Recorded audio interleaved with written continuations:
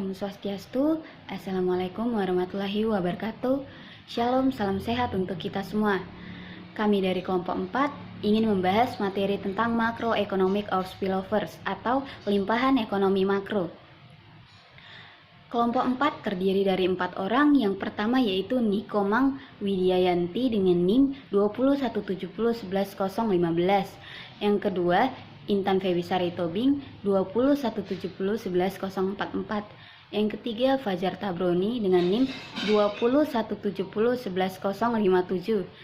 Yang keempat yaitu Umi Kairunisa dengan NIM 201701165. Baiklah, tanpa mengulur waktu yang panjang, materi pertama dibawakan oleh Widyayanti.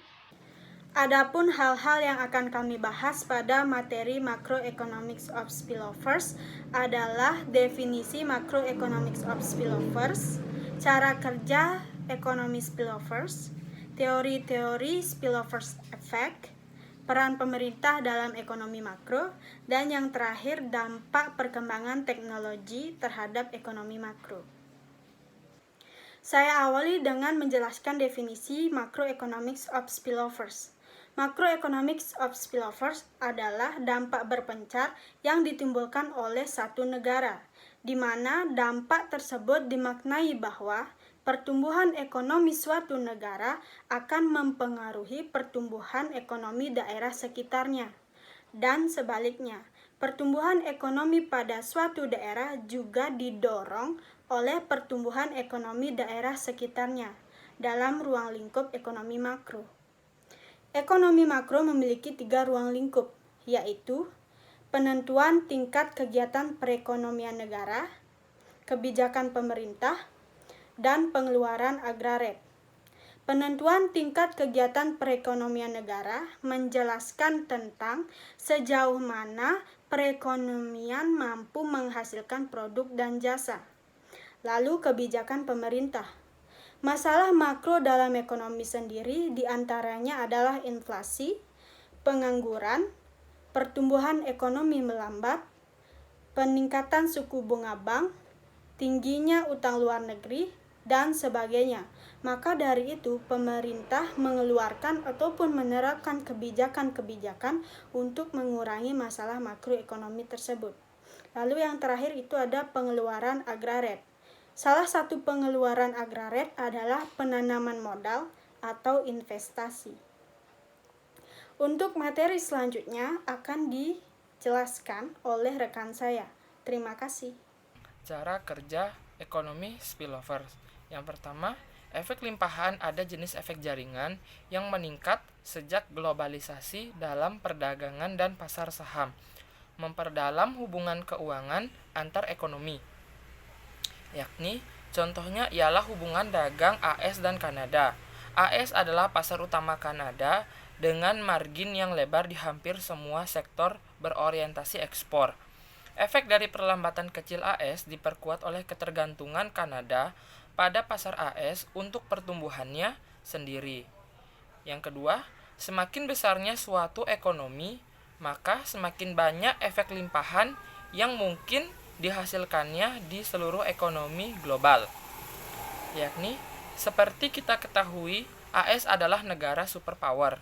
Mata uangnya dijadikan mata uang transaksi internasional, sehingga semua negara sedikit banyak memiliki ketergantungan dengan Amerika Serikat.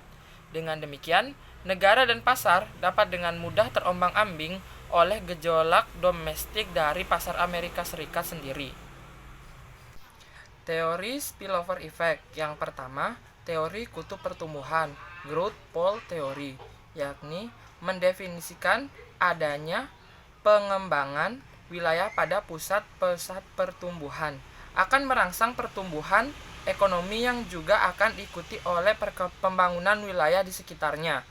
Karena pusat pertumbuhan dapat menyebabkan terjadinya spread effect atau efek sebar dari daerah pusat pertumbuhan ke daerah sekitarnya, sehingga daerah sekitarnya juga akan tumbuh dan berkembang.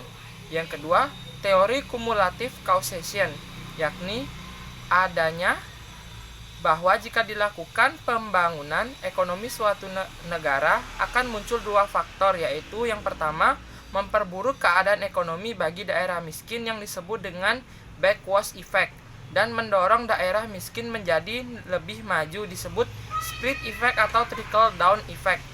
Yang ketiga, teori linkage effect dan industrial effect, yakni pertumbuhan ekonomi tidak seimbang diakibatkan oleh intensitas fungsi ekonomi berbeda masing-masing daerah.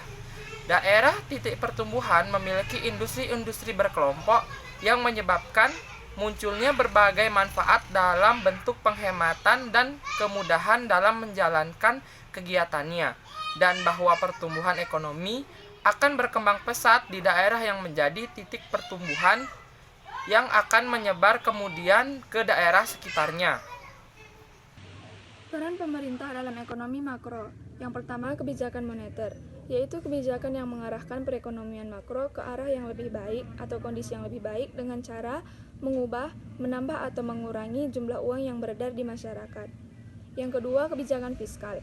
Kebijakan fiskal adalah kebijakan yang mengarahkan perekonomian makro pada kondisi yang lebih baik dengan cara mengubah penerimaan dan pengeluaran pemerintah melalui pajak. Yang ketiga, kebijakan ekonomi internasional, yaitu kebijakan yang dilakukan dengan membuka keran perdagangan dengan negara luar.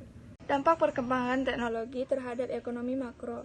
Yang pertama, experimentation dan continuous development, yaitu perusahaan akan dapat memanfaatkan big data dan menggunakan algoritma prediksi untuk mengotomatisasi sistem dan pengambilan keputusan mengenai alokasi produksi dan sumber daya. Yang kedua, inovasi dalam kontrak kerja, yaitu perusahaan maupun konsumen akan dapat melacak, memantau, dan memverifikasi kinerja orang lain dengan siapa mereka melakukan transaksi. Yang ketiga, koordinasi dan komunikasi, yaitu alat komunikasi akan memungkinkan orang dan sumber daya berinteraksi dengan fleksibilitas yang tinggi, terlepas dari lokasi mereka. Yang keempat, pemanfaatan teknologi digital berpotensi mendisrupt model bisnis, yaitu mengalihkan sumber daya dari sistem produksi lama ke sistem baru, memacu pengembangan produk dan layanan baru, dan menghasilkan spesialisasi dan skala ekonomi yang lebih besar lagi. Baiklah, itu saja materi yang dapat kami sampaikan. Jika ada salah kata, kami dari kelompok 4 ingin meminta maaf. Akhir kata saya ucapkan Om Santi Santi Om. Terima kasih.